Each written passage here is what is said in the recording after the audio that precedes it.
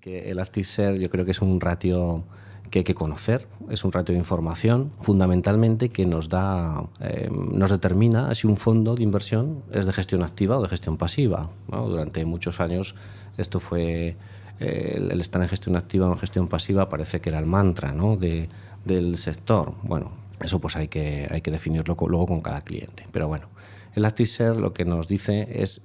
nos da una medida de valoración del riesgo con respecto al índice. Nos determina si la composición de cartera de un fondo es muy similar al índice de referencia de dicho fondo o, por el contrario, si la composición de cartera de los activos de este fondo, tanto la inclusión de los activos como el porcentaje de cada uno de ellos, difiere en gran medida del índice de referencia. Ese sería un poco... podríamos poner un ejemplo, y es que si el Elasticsearch que se mide es una ratio que se mide entre 0 y 100,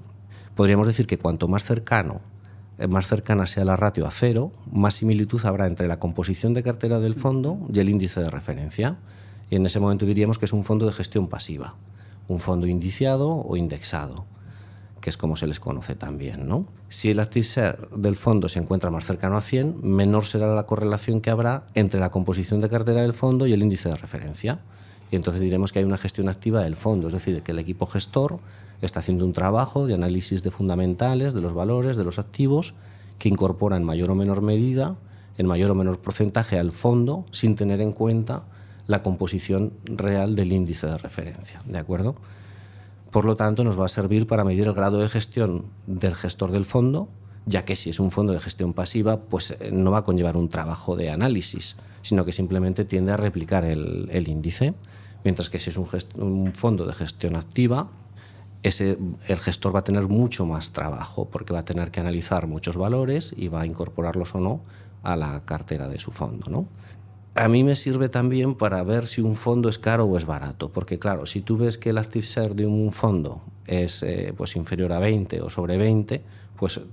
estás determinando que es un fondo de gestión pasiva. Si los costes de ese fondo son altos, pues realmente es un fondo que no vas a tener en cuenta, porque un fondo de gestión pasiva en el que prácticamente está replicando un índice no debería tener unos costes elevados, ¿no? Tendría que tener unos costes más bajos. Mientras que un fondo de gestión activa, pues evidentemente si hay mucha gente trabajando, intentando batir al índice, pues va a tener unas comisiones más elevadas, pero bueno, si consiguen batir al índice y hacen un buen trabajo, pues es lógico que también tenga esos costes más elevados, ¿no? Sería un poco las cosas que inciden en el Elasticsearch a la hora de definirlo un poquito.